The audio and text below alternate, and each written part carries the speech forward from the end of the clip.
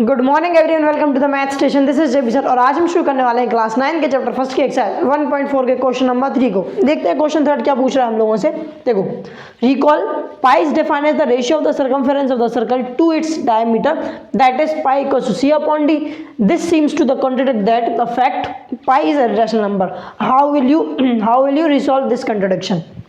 बताता हूँ तुम्हें एग्जाम्पल के थ्रू, नहीं डायरेक्ट पहले मैं तुम्हें सॉल्व करूंगा और उसके बाद तुम्हें एक्सप्लेन भी करते चला जाऊंगा। चाहे पहले एक बार एक्सप्लेन कर देता हूँ। देखो ध्यान से, क्वेश्चन क्या बोल रहा है कि हमें पता है जो पाई होता है वो क्या होता है, सर्कमफेरेंस और उसकी डायमीटर का रेशियो होता है। हाँ ना बोल यार, सीधी सी बात है। तो पाई क्या हो जाएगा, सी अपॉन डी। अब देखो, अगर पाई को मैं सी अपॉन डी के फॉर्म में लिख पा रहा हूँ, मतलब पी अपॉन क्यू के फॉर्म में लिख पा रहा हूँ, तो ये रैशनल हो गया। और उन्होंने क्या बोला, ओके, लेकिन हमें ये भी पता है कि पाई इर्रेशनल नंबर होता है। तब तो फिर एक कंट्रडिक्शन हो गया कि भाई एक जगह पाई रैशनल भी हो रहा है, एक जगह पाई इर्रेशनल भी हो रहा है। अरे हाँ ना बोल यार।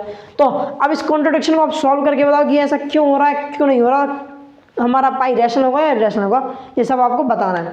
तो देखो मैं तुम्हें बता देता हूँ क्या हो रहा है। उन्होंने क्या बोला, pi is equal to C upon D, मतलब देखो सॉल्यूशन हो रहा है। पाई क्या है, सी अपॉन डी, मतलब सर्कमफेरेंस और डायमीटर का रेशियो होता है। सीधी सी बात है, मान लो सी इसका सर्कमफेरेंस है, डी इसका डायमीटर, तो पाई क्या हो जाएगा, सी अपॉन डी। सीधी सी बात है। अब मुझे ये भी पता है पाई की जो वैल्यू होती है वो क्या होती है, 22/7। क्या होती है यार, 22/7। लेकिन मैं तुम्हें बता दूँ 22/7 जो वैल्यू होती है ना, ये इसकी अप्रॉक्स वैल्यू होती है। क्या होती है इसकी, अप्रॉक्स। अप्रॉक्स मतलब क्या, उसके लगभग, उसके इर्द गिर्द वाली वैल्यू। कोई इसकी फिक्स वैल्यू नहीं है, एग्जैक्ट वैल्यू नहीं है इसकी।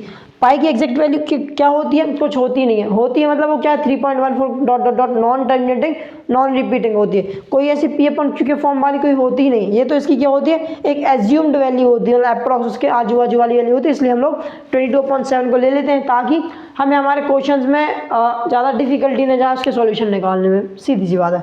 अगर तुम क्या करोगे, सी और डी, मतलब क्या होगा, सी सर्कमफेरेंस को यदि तुम इसकी डायमीटर से डिवाइड करोगे ना, तो जो रिजल्ट आएगा वो आएगा नॉन टर्मिनेटिंग नॉन रिपीटिंग। कैसा, नॉन टर्मिनेटिंग नॉन रिपीटिंग। और नॉन टर्मिनेटिंग नॉन रिपीटिंग को हम क्या बोलते हैं, एक इर्रेशनल बोलते हैं। क्या बोलते हैं यार, इर्रेशनल। इसलिए पाई हमारा इर्रेशनल होता है, हमारा पाई इर्रेशनल होता है। सीधी सी बात है। इसका सॉल्यूशन कैसे करेंगे, देखो ध्यान से देखना। हमें पता है, वी नो दैट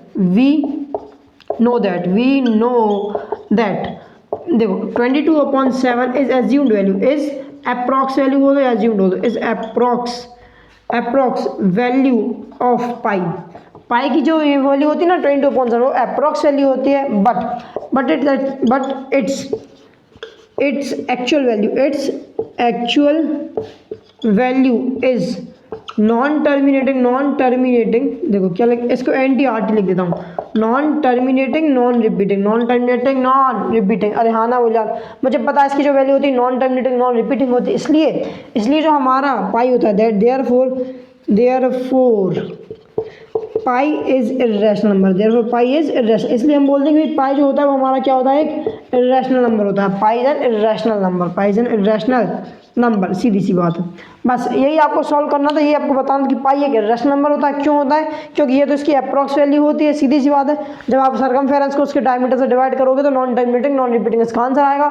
और नॉन टर्मिनेटिंग नॉन रिपीटिंग क्या होता है, एक irrational. Therefore pi is an irrational number. क्या मेरी बात समझ आए, क्या ये क्वेश्चन समझ आया? मेरे हिसाब से आ गया होगा। और यदि वीडियो पसंद आई तो इस वीडियो को लाइक करो, शेयर करो, कमेंट करो, चैनल को सब्सक्राइब करके बेल आइकन दबा देना। मिलते हैं नेक्स्ट वीडियो में अगले क्वेश्चन के साथ। तब तक के लिए bye bye, have a good day.